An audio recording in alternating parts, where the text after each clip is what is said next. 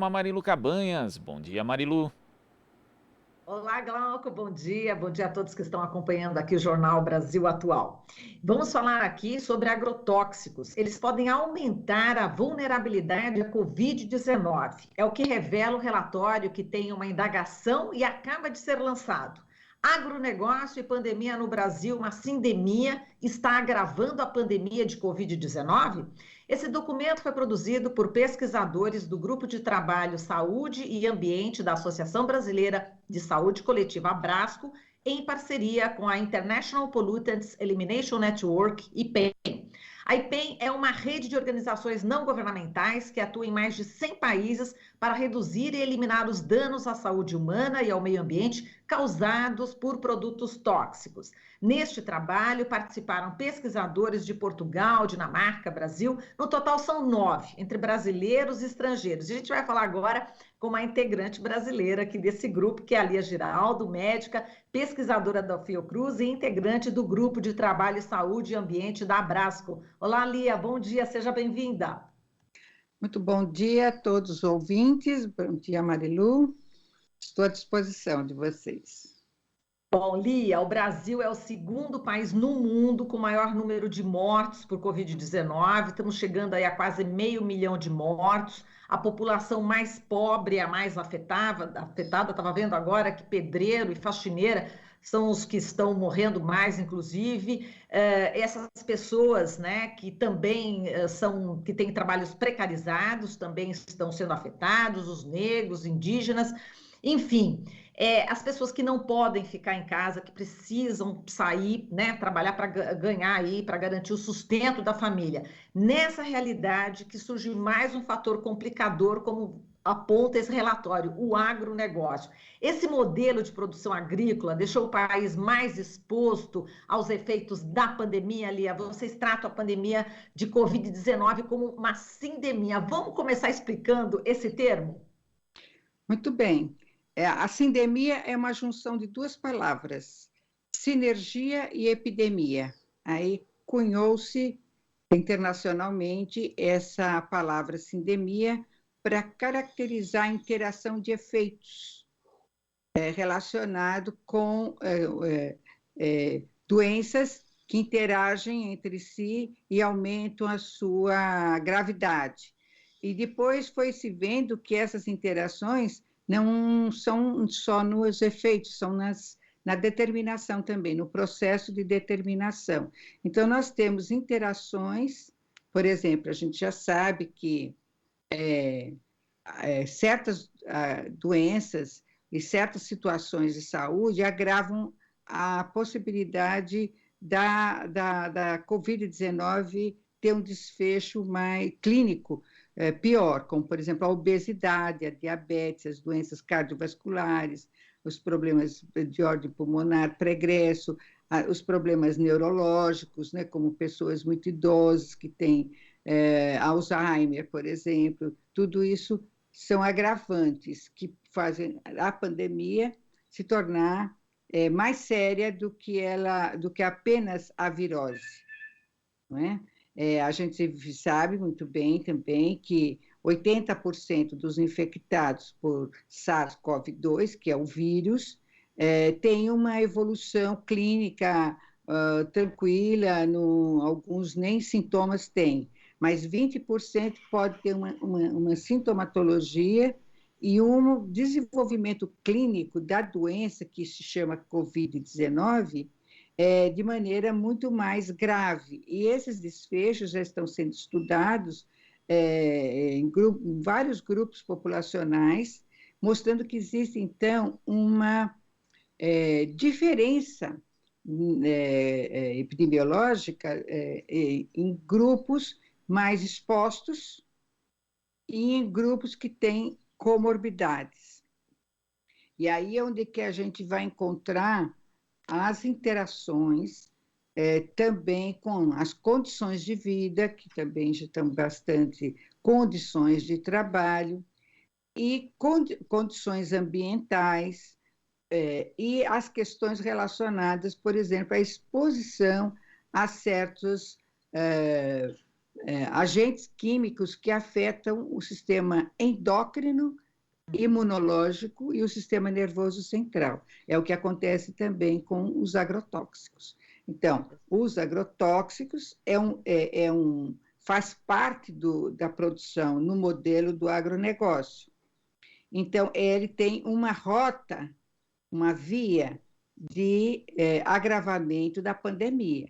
A outra via também de origem do agronegócio é a indústria alimentícia, que também é responsável pela obesidade. E a obesidade tem uma vinculação muito importante com a diabetes, com a hipertensão e com a pandemia. A outra rota em que implica também a questão do agronegócio é o desflorestamento e o seu impacto ambiental, porque a gente sabe que essas zoonoses, não só a Covid na sua origem, mas outras zoonoses como foi a gripe aviária, a gripe suína, está relacionada também com o modo de produção animal e com o desflorestamento, porque também o desflorestamento pode permitir o escape de certos vírus que estão no ecossistema em equilíbrio, né? E ele pode escapar, né? Então, a gente tem muitos exemplos de epidemias e de pandemias no mundo que estão vinculadas com esse modo de produção, com esse modo de exposição.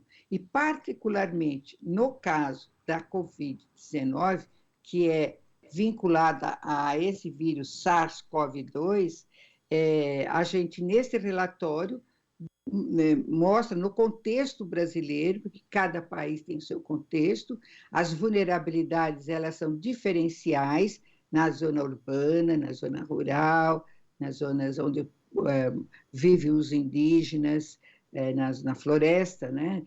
Os povos que ficam com o seu sistema produtivo, cultural, o seu modo de vida completamente perturbado com esse modo de ocupação das terras, como no caso do Brasil, né, que é um dos poucos países no mundo que não teve reforma agrária, e a gente tem a boiada está passando, né? A boiada está passando.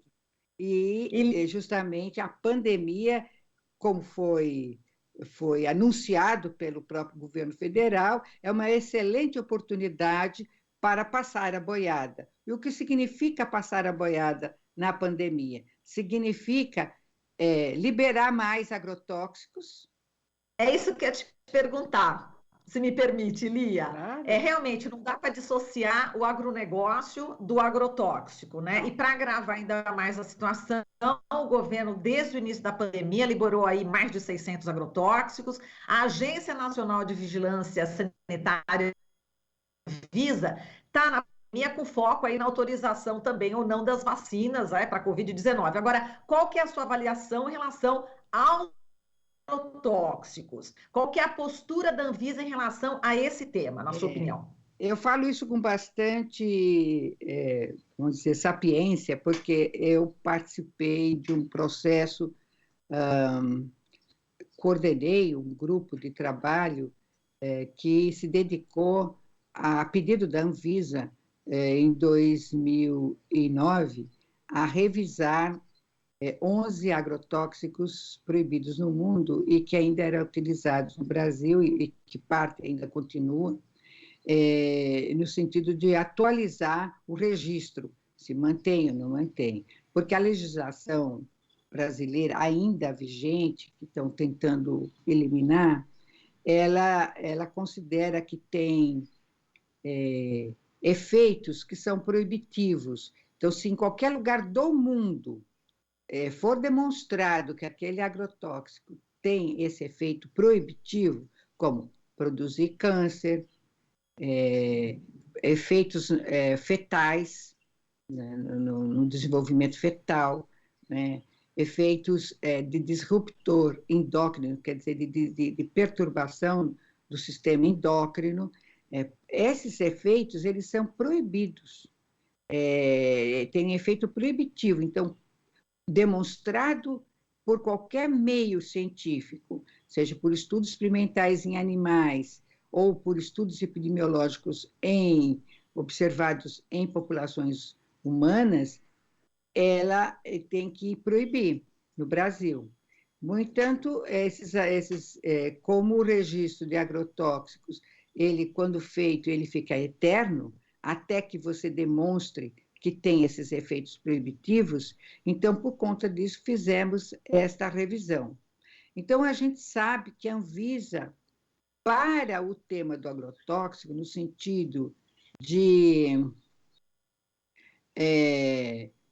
coibir, inibir os efeitos, os agrotóxicos que são nocivos, ela leva muito tempo, ela aceita muito mais as evidências que a indústria diz que não tem efeito nenhum, a gente tem que mostrar outros estudos que contrapõem, cria-se uma série de empecilhos. No entanto, para liberar, é bem rapidinho. Então, a gente vê uma mesma agência com dois comportamentos. E a gente viu também com relação à vacina. A gente é favorável, sim, a todo cuidado. Mas esse cuidado tem que ser também para autorizar agrotóxicos. E a gente não vê, é rapidinho para autorizar agrotóxicos e não é rapidinho para autorizar vacina, né? Então, a gente vê o comportamento de uma mesma agência bastante dispare. Internamente, ela tem uma divisão e cada departamento, vamos assim dizer, de cada departamento tem suas regras que convêm a uma determinada situação. Embora, obviamente, a gente é favorável a todo rigor para medicamentos, para vacina, para domes sanitários e para os agrotóxicos também. Mas isso não é o que se vê. Pois é, mas aí, nesse caso aí dos agrotóxicos, Lia, você não acha que também existe a pressão econômica, já que aqui o Sem Brasil, dúvida. né, Sem dúvida. a linha de exportação, né, do agronegócio, E a enfim, gente vê que antes desse atual governo, já existia essa pressão, a bancada ruralista já é muito ativa, ela tem lobby dentro do próprio governo, a gente lembra muito bem de que teve um ministro da Agricultura que tinha o escritório do agronegócio dentro do ministério. A gente assistiu muitas reuniões dentro da própria Anvisa em que o setor regulado tem assento. Se assenta lá para a gente discutir tecnicamente, eles entram lá, assentam, eles têm voz, muita voz, aliás, né? Enquanto que o setor, vamos dizer, que sofre os efeitos, não tem voz nenhuma, não tem nenhum espaço de participação, a não ser quando a Anvisa faz as consultas públicas, que é muito difícil para a população, de um modo geral, participar, ela tem mecanismos também bastante pouco, aparentemente democrático, mas a gente sabe que o acesso às informações e ao modo de participar, enquanto que a indústria monta lobbies, contrata especialistas para fazer a pressão, né? Então, a gente tem, sim, o setor que a gente chama o setor ruralista do agronegócio no Brasil, ele é muito ativo politicamente no sentido do espaço de poder. E eles estão agora nadando em braçada no atual governo, porque esse atual governo realmente abriu a porteira para a boiada passar, desrespeitando a nossa biodiversidade, a nossa legislação ambiental, desregulando a legislação ambiental, fazendo atos criminosos como deixando pulverizar por avião em cima de populações urbanas, no sentido de desterritorializar, tirar a população que está ocupando espaços, porque vive ali há centenas de anos, né? Sejam indígenas, sejam quilombolas, sejam camponeses que vivem em um determinado lugar, eles forçam agora com bombardeio de agrotóxico aéreo. Isso é guerra química. E isso a gente está vendo em várias comunidades no Brasil, esse ataque aéreo mesmo, com produto químico, e a gente vê a complacência do governo federal, no sentido de deixar isso correr solto. Faz parte da boiada que está passando. Complacência da Anvisa também, Lia? Olha, a Anvisa, ela tem poder de fiscalização conjuntamente com outros órgãos, como a agricultura, que tem poder de fiscalização, como o ambiente, meio ambiente, que tem poder de fiscalização. São as 3 instâncias com poder de fiscalização, e isso não só no registro e na liberação, mas fiscalização do uso, fiscalização da comercialização, fiscalização dos efeitos, cada um no seu setor. A Anvisa na saúde, o meio ambiente no meio ambiente, e a agricultura em relação à própria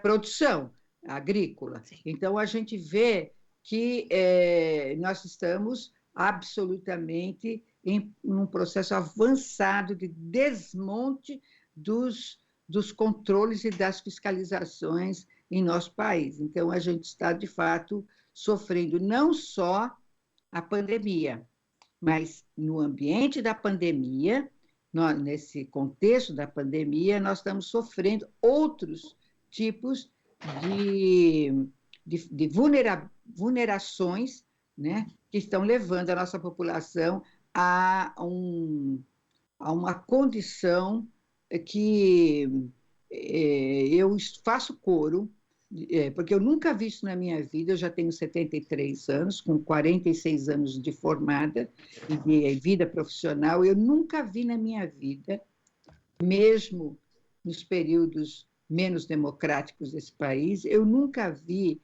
um descuido, um desrespeito, uma falta de responsabilidade e uma indução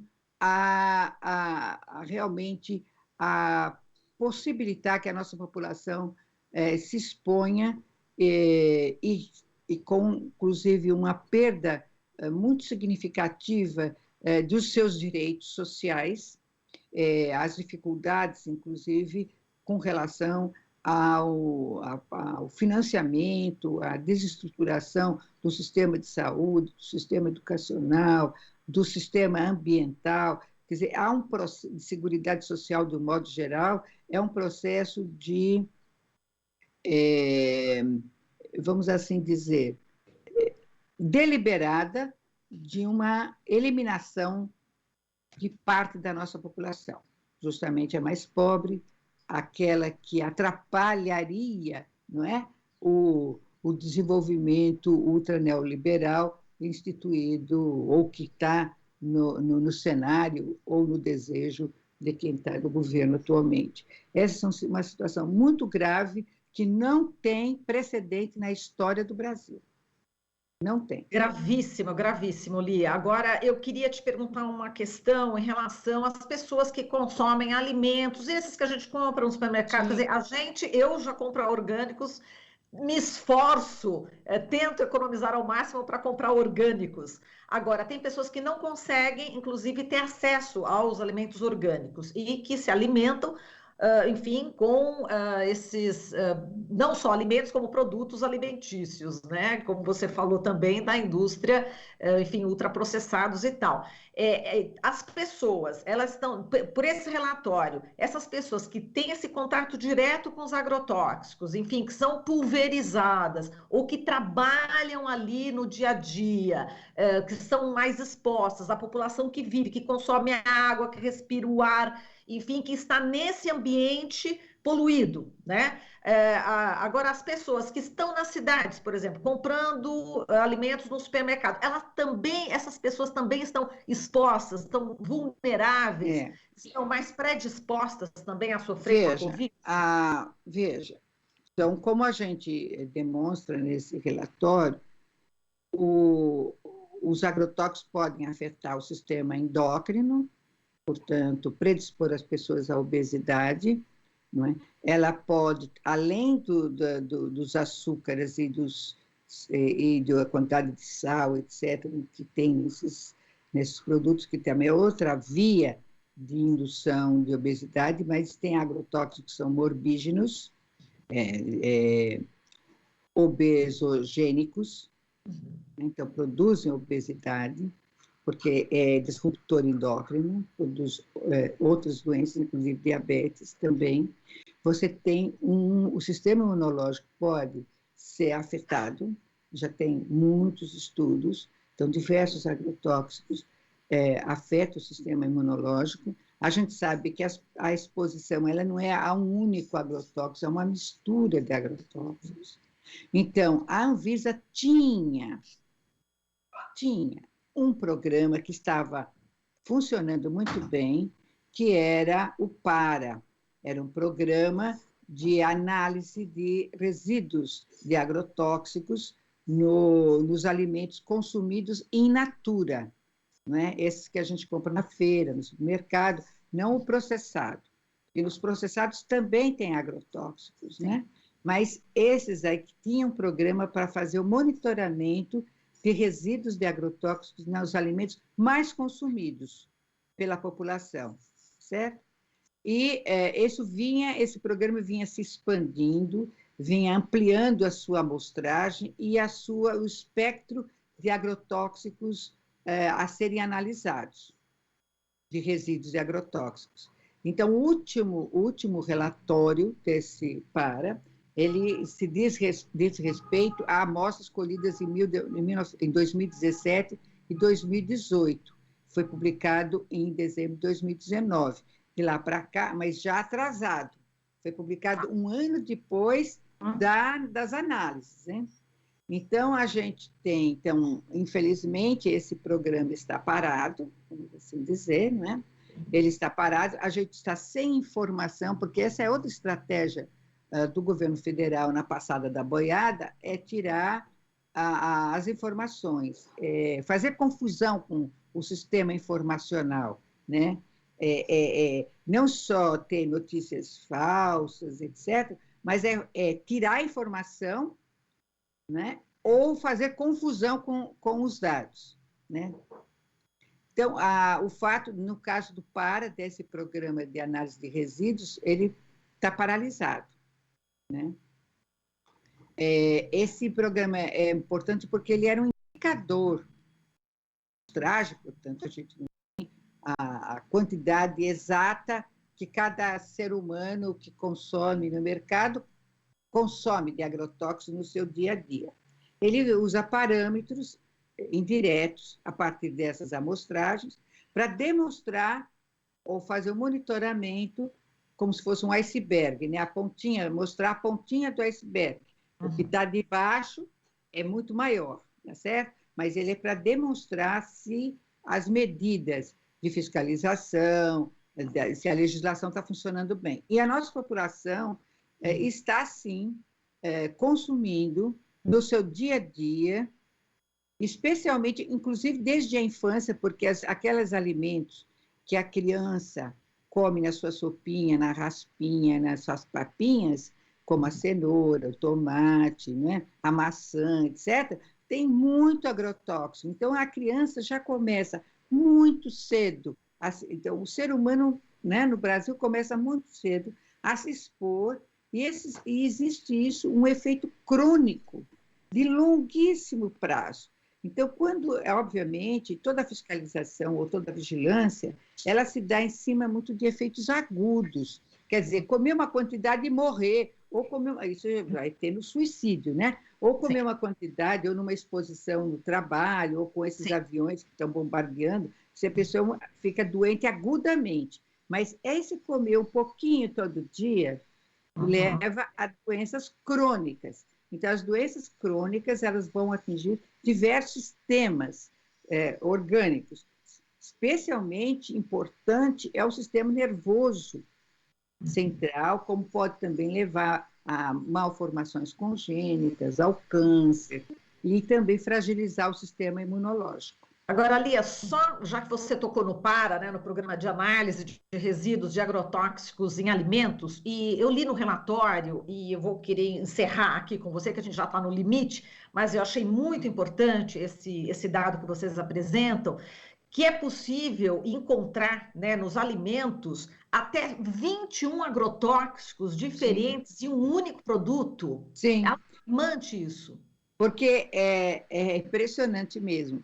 Então, no ciclo produtivo, se utiliza o agrotóxico no momento do plantio, usa agrotóxicos durante o plantio e depois da coleta, inclusive, para ter mais, vamos dizer, mais tempo de comercialização. Aí você usa coquetéis, eles usam coquetéis de agrotóxicos, misturados mesmo, e diferentes em vários ciclos. Como isso vai tudo para a terra, e é a seiva que alimenta a planta, ele absorve da terra, esses agrotóxicos estão dentro do produto. Não adianta lavar com bucha, água e sabão, ou deixar de molho, não sei o quanto tempo, porque isso não elimina. Ele pode tirar as bactérias, né? Até é bom, como higiene, você fazer essa limpeza para evitar a parte de contaminação orgânica. Mas o agrotóxico está dentro do produto. Então, ele é sistêmico dentro da fruta, do vegetal. E é tão terrível isso, porque nós precisamos de comer frutas e vegetais bastante para poder nos prevenir do câncer, por exemplo. E com esses agrotóxicos, a gente tem justamente um efeito oposto. Então, nós estamos realmente, também no final do nosso relatório, a gente faz uma chamada da importância que o Brasil ter uma perspectiva agroecológica na sua produção de alimentos, para que o acesso a alimentos saudáveis possa ser para todos, porque o agrotóxico foi induzido por uma decisão governamental na década de 70, nós estávamos na ditadura militar, então foi quando o defensivo agrícola, como eles chamavam na época, era obrigatório para obter o crédito rural. Então, rapidamente, foi imposto ao modo produtivo no Brasil, graças à ditadura militar e à força do agronegócio, esse modo produtivo, porque até a década de 70 a gente não usava praticamente agrotóxicos na produção agrícola. Então, isso é um mandado histórico. Muito bem. Lia, eu agradeço aqui a sua participação, espero contar com você mais vezes aqui no nosso jornal, pela Rádio Brasil Atual e TVT. Muitíssimo obrigada e até a próxima. Bom dia para vocês também. Obrigada. Bom dia.